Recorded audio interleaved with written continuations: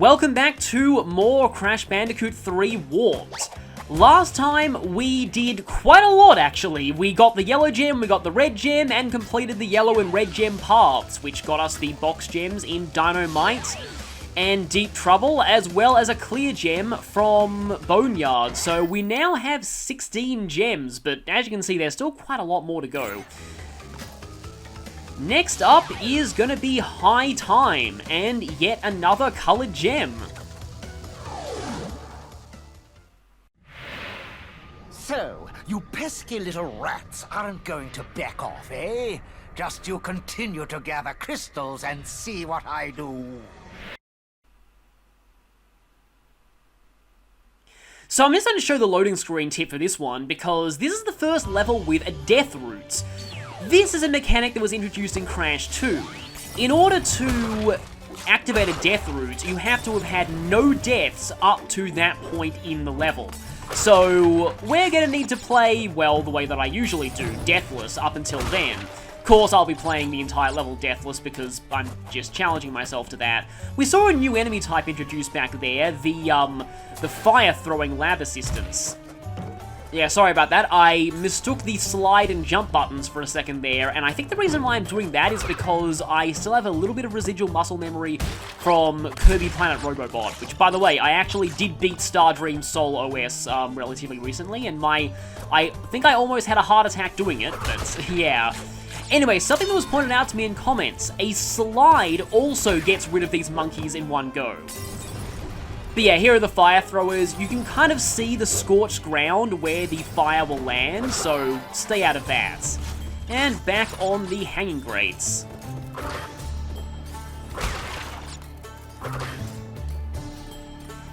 Oh, I still remember this part. So this level in particular is kind of difficult to platinum time trial. There are a few time freezer crates in that clump, so you have to really quickly drop down and get them, and then jump back on, and it's yeah, you'll see that when I go for the platinum relics. This level in particular is kind of a crazy one for that. And as you can see, this level now takes place at nighttime. I really like the way those towers in the distance look with just the whole night aesthetic. It looks pretty good with the kind of the blue of the night on the domes and the glow of the windows and the gold. It just looks pretty cool in general. So, I don't really remember all that much about this bonus since, yeah, most of the times I've been doing this level recently, it has been, time trials where you obviously don't do the bonus. Oh, okay, now I remember the bonus. Actually, this isn't really that bad. Yeah, you can do this the normal way, or you can just do this. That's a lot easier. The normal way, by which I mean bounce between all of them and hope you don't fall in the pit. Yeah, I prefer to do it the quick way like that. There's even crazier ways to do it when speedrunning, like slide spinning the boxes and, like, you know, spinning across them without falling in the pit somehow, and they do that a lot in Crash 2 speedruns, and it's kind of crazy. I don't know, now I'm remembering. There's a speedrun by a runner named Mr. Bean, something 1000 VR, and I still watch that Crash 2 speedrun from time to time, even though it's nowhere near a world record anymore. Just the commentary was great in that one. But anyway, this is the Death Route platform, which, like I said earlier, only appears if you haven't died up to that point. Once you've touched it once, though, you have it forever, so we can die inside the Death Route and we'll be able to have another attempt. Not me, though. I'll have to restart the level because of my stipulations. Just being a little overly cautious here because of, once again, my stipulations. And I just realized I think I will actually have to death abuse a little bit here and slightly break my rules, because I believe this area ends with a portal that takes you out of the level. So in order to get everything in one run, we are going to have to die, because I don't think I've actually mentioned this before, but you still keep crystals or gems and what have you when you die. So if you get, like, the clear gem at the end of a death route, or in this case the colored gem, because in this game, actually, most of the colored gems are at the end of death routes, but if you get a gem and die, you will still keep it. So no need to worry about losing your progress that way. I've always loved this part of the song, in the Arabian mix in particular. Okay, yeah, they were bound to do that sooner or later. Very thin platform with the fire on it. But here is the purple gem, and yep, that's a warp out of the level, so goodbye. Rare instance of a non-fail channel death there. Oh, nice box break there. Nice delayed Ooga Booga there. So, I consider this a big improvement over the way Crash 2 handled the purple gem, because, well, for one, the purple gem actually does something in this game that isn't just opening the final part of the all-gem route, but also, the purple gem is at the end of the death route, so you actually have to play the whole thing in order to get it.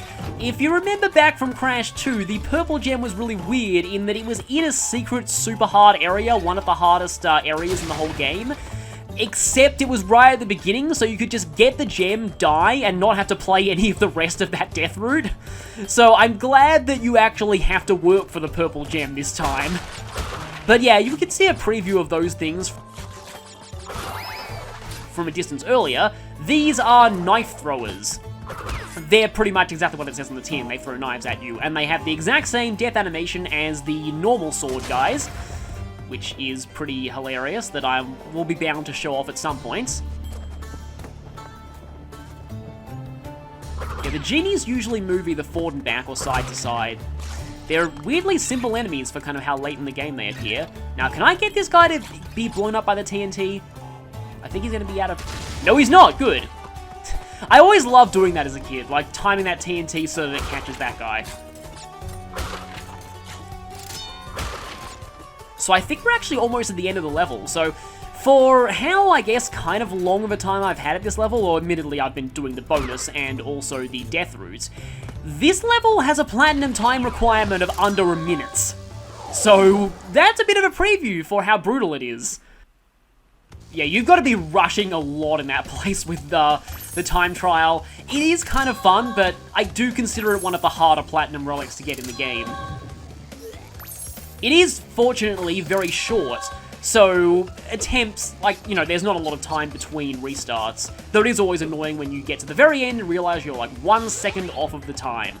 But we're going to temporarily go out of the third warp room to head back into the second, because now that we have the purple gem, we can actually finish up Tomb Time for real and get both gems. And, well, I guess we'll give Coco a bit of screen time. She took this level last time, let's have her complete it. So that Cortex Sphinx will be coming back to show an Easter egg involving it later.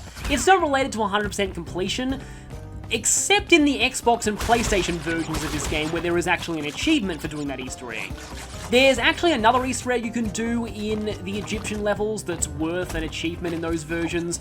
It involves the monkeys, but the monkeys in the later Egyptian levels are better positioned to show that off, so I'll be doing that there.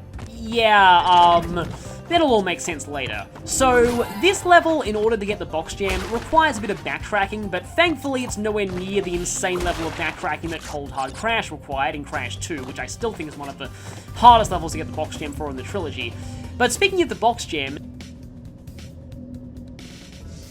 given that we now actually care about the bonus, I can talk about something. So when I originally passed through this level, I mentioned that this bonus gets a lot easier if you come back to it later.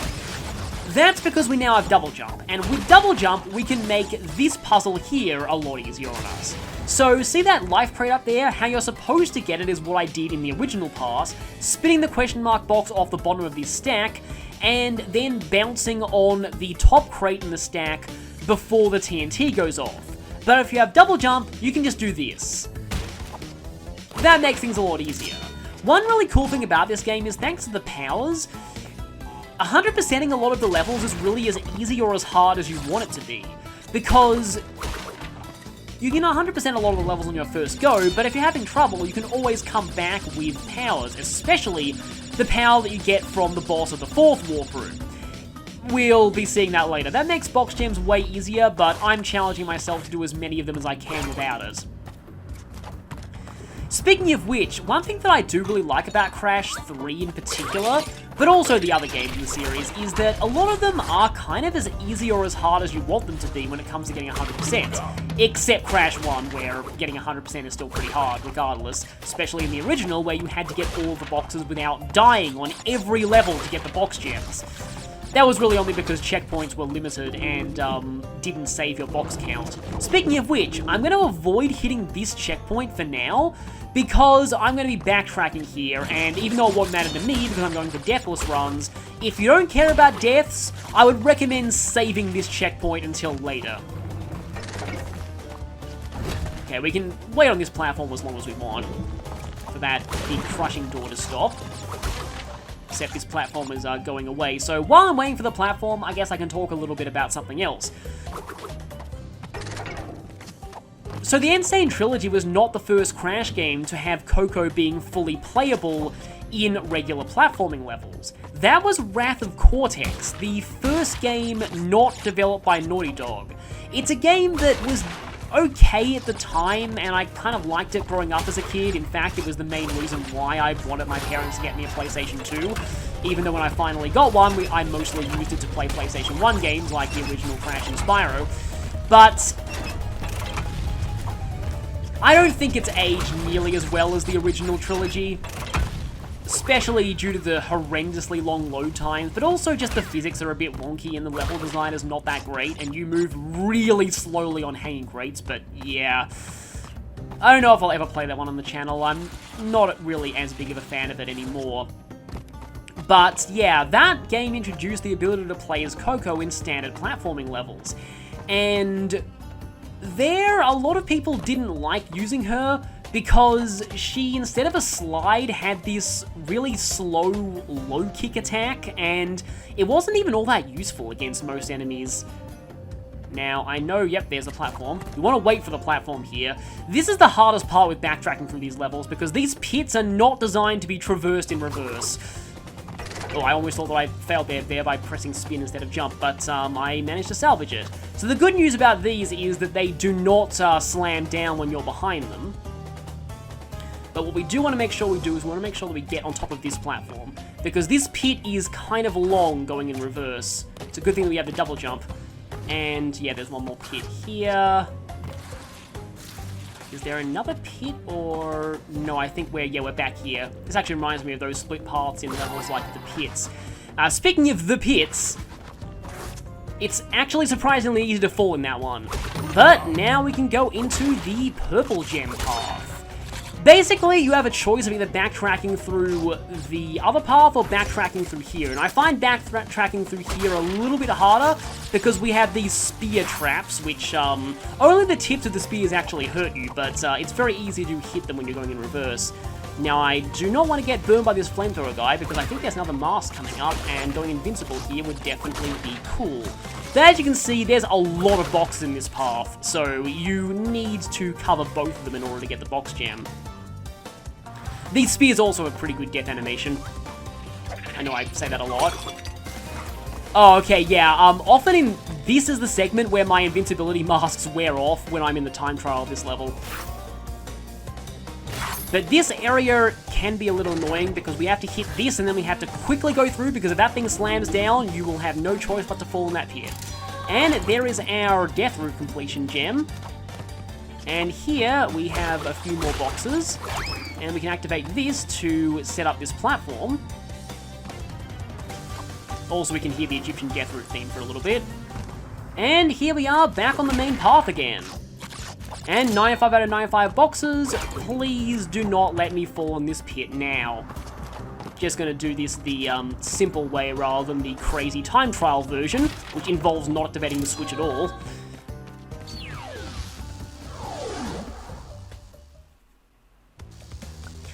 And that is one of the kind of tougher box gems in this game done. And with that, we have completely cleared out the second warp room. So we're making good progress here. Let's see, we've got 20 gems. Not quite at 50% completion just yet, and I'm going to swap over to Crash preemptively because our next level is going to be Crash only. It is Road Crash. Okay, cutting back here because this level turned out to be way more of a pain than I expected, and general consensus online is that this level is actually pretty brutal. So, I have failed this level quite a few times. I may need to go into serious mode and, dial back my commentary a bit for this, so I apologize if that ends up being the case. Okay, so I'm going to go into serious mode at the start of the race because there's a box on a ramp, and basically the third car is always way too close for comfort by the time you get to that ramp. I like to deaccelerate a little bit so that I don't bump him and lose speed.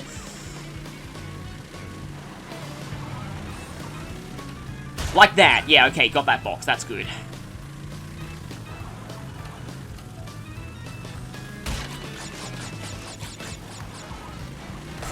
Okay, we'll talk about that splat sound later. That's actually a hint at something.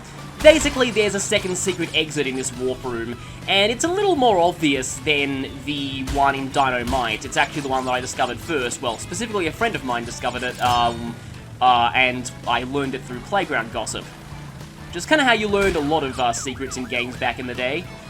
Okay, now this car is, yeah, okay. Right here, I like to take this like that, cut him off, and 17 boxes is the magic number here. You have 17, you're pretty good.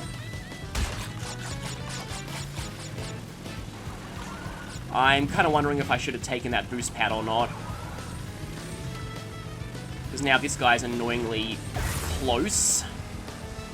And when he's too close for comfort, it becomes very hard to get this box from between the police cars, because he's just positioned to bump you. Speaking of bumping. Okay, got that. But now is the tricky part. I absolutely have to get this. Hold hard right. Okay, I'm in first. I'm in first. That is the last box. Now, very sharp turn around that pit. And don't hit this boosty. Come on.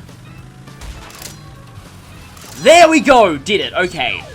That actually took less attempts than I thought it would, coming back on a new day. So yeah, that level does have a secret exit, and we'll be coming back to that later, just like the one in Dynamite. I'm gonna take care of those in their own video after I've beaten all the main warp rooms. Just like I did back with, Crash 2.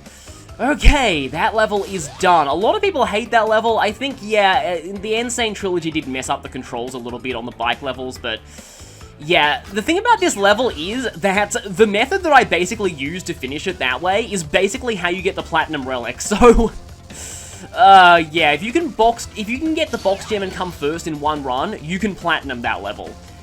But we have one final level in this warp room, and weirdly, this one's kind of a breather after everything else, despite being the last one.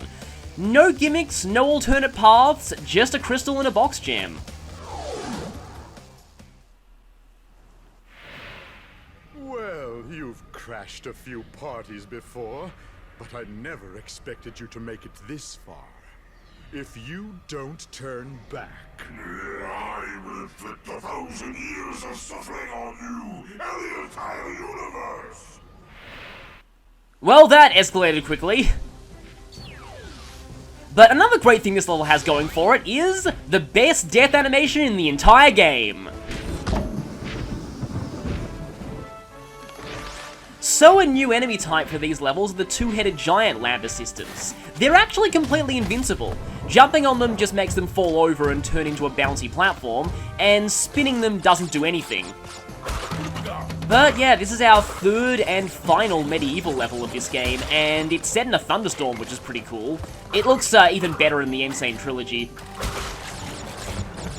I do really love the art style of the Sane Trilogy, just the graphics in general, it looks pretty amazing. There is a bit of a downgrade on the Switch, like, I was actually partially worried at one point that I was, that my editor did not, like, was kind of ruining the quality of these videos, and then I looked up other footage of the Switch version, and it actually looks about the same, and I even tried using a different editor, and it also looks about the same, so, yeah, this is basically how the Switch version in general looks, but I still think it's a small price to pay for it being portable. It still looks really good on the TV. The YouTube compression isn't really doing it justice. And while we're in medieval times one last time, I can mention that I really love the music in these levels. It's simple, but I like the remake's take on it.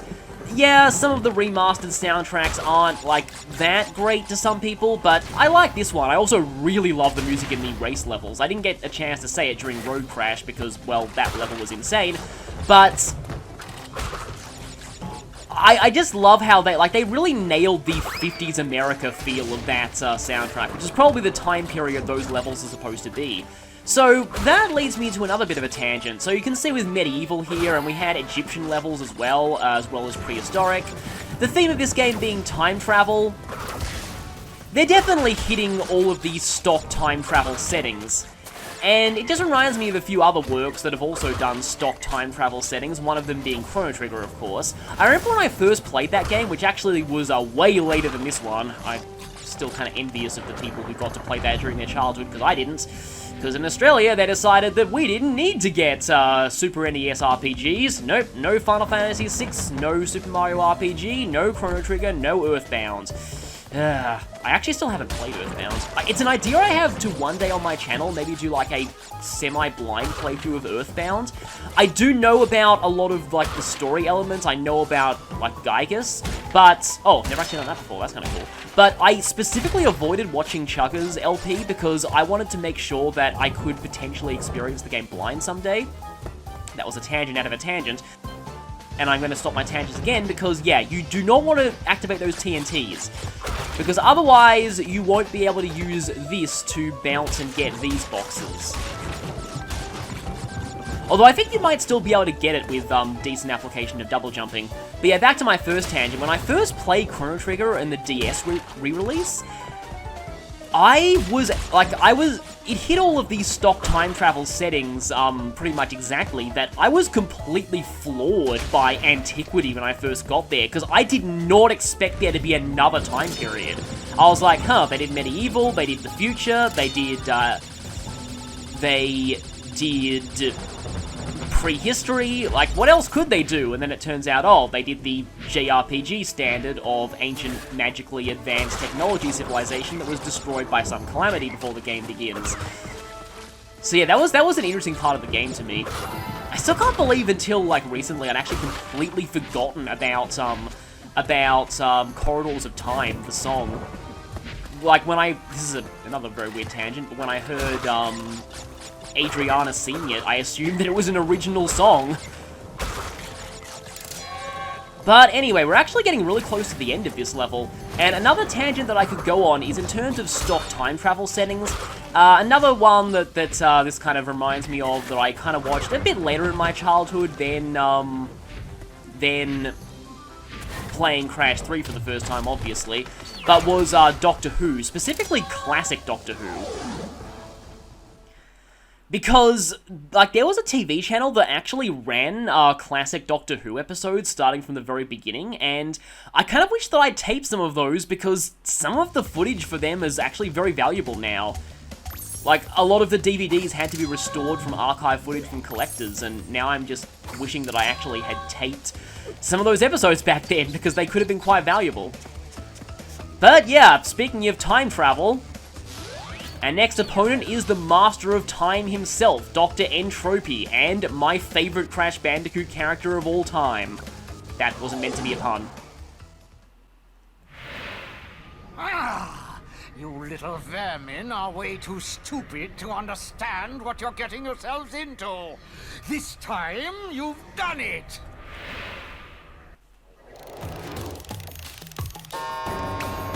Now you're on my time, you little skunk! Give me the crystals! Well, that was, though.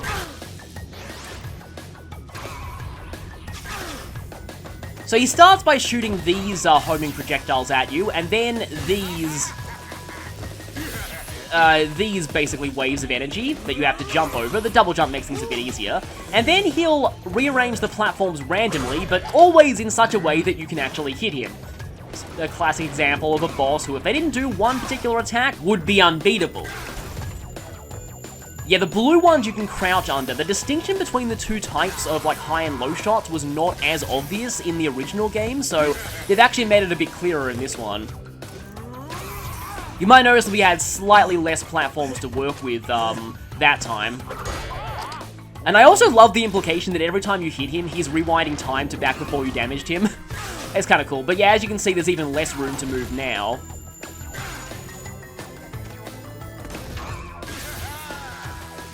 Should also mention that the Sane Trilogy changed the, they didn't really change, but they added a few elements from the Game Boy Advance fight with Entropy's boss theme to, this song, which is kind of a nice touch. My time is up, but yours soon will be too. So, what happened to him? Well, who can say, for now, but for defeating him, we get the Death Tornado Spin. So this is a power-up that always felt a little bit bittersweet to me in the original game. In the original, the moment that you got this, you could never hear the original spin sound effect again. But in the remake, they fixed that. Yeah, you can now mash the spin button to do a longer spin, and if you do it in the air, it actually slows your descent. This also helps with platforming, especially combined with a double jump.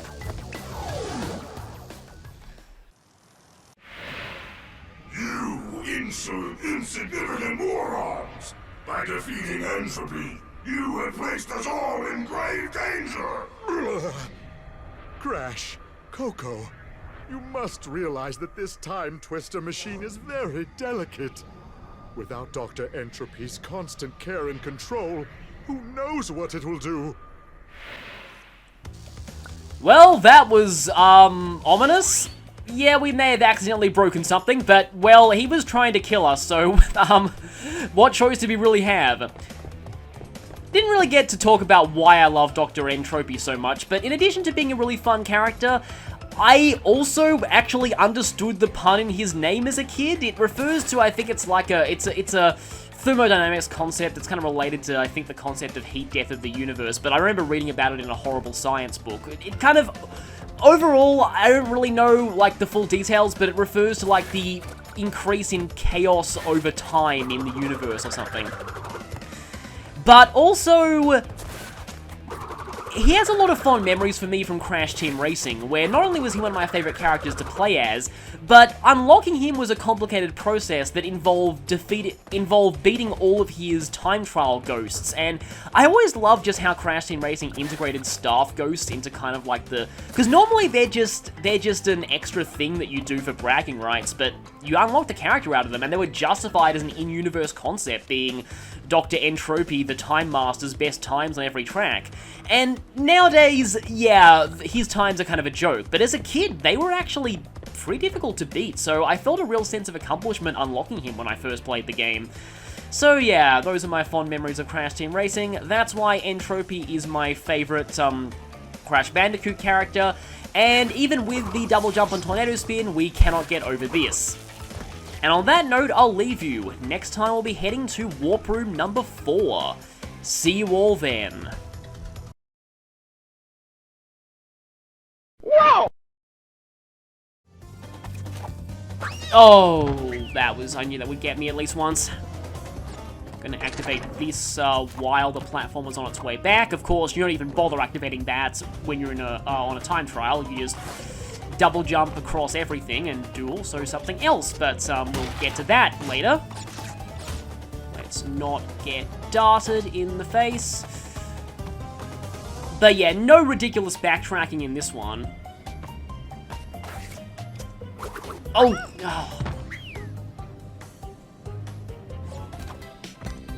So yeah, the Crash games in general are actually pretty good at this. While the way that I'm doing them might make it look kind of hard, essentially I'm playing them with the rule set of Crash 1, the original, where you actually had to not die to get the box gem in the level. That was only because the checkpoints were limited back then and didn't save your box count.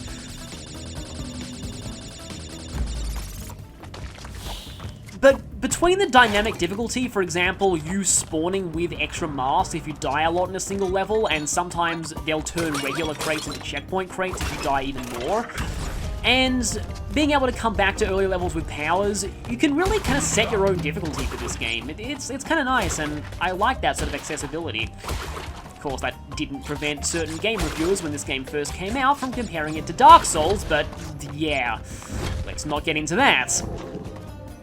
I still can't believe they did that for Spyro as well. Like, I mean, I can see Crash 1 being comparable to that, because it's a pretty brutal game, and I think, in some regards, even worse than the remake, but Spyro? Like, seriously? Anyway, this level requires you to not do that. Oh, okay, that actually shows the bonuses count as checkpoints. I don't think these crushing doors activate from the opposite direction. Oh, that pit's bigger than I remember it being. This level also is pretty famous among people who played this game because it has a secret exit. Oh, wow, really? You actually stopped me from getting that box. You don't die by falling in those pits, but yeah, I got the box gem, but not the crystal, so yeah, I'm going to restart that. Like before, I'm going to be going for both the box gem and the crystal in the same run, which can get a little annoying, especially coming up, because there's a ramp that you need to get height off of to get a box, and if you hit that guy and lose speed, that happens. Oh, please tell me I got all of those. I think you usually do. Grab that box. Yeah. Yeah, that's a failure. But, yeah, this car in particular is the bane of my existence, because if it hit, or it can bump you away from the ramp entirely. But we are getting close to... Oh, come on. Yeah, I'm not even sure I can make this now.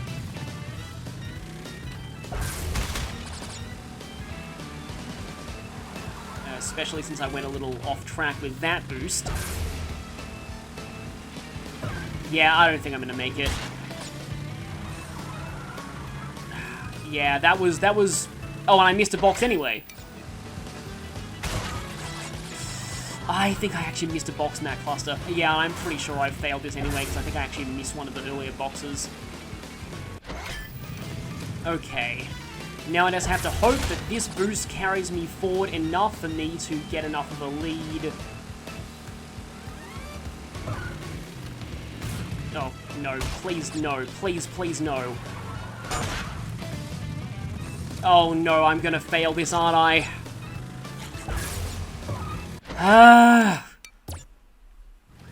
This is the last stretch, but we have to not miss that! Okay, here, we need to make sure that we... 16, I failed. Come on, I don't know if I'm gonna make it. No! I'm gonna let you get a slight head start. Yeah, and I missed the jump entirely. So, another race level, and this one is pretty infamous, actually. You can get ahead of these two cars early if you do a starting boost, but this car coming up is a bit annoying because he loves to bump you at just the right angle, but you don't get enough height off of this next jump and you miss a box. So, of course, I missed the ramp anyway. I may miss this one! This leads me to an interesting story about, like, not so much the part of my childhood where I was playing Crash, but a bit later in my childhood. I knew I was going to either get hit by that or the pier. So, here we are in another medieval level. A new enemy here are these two-headed giant lab assistants who are swinging their...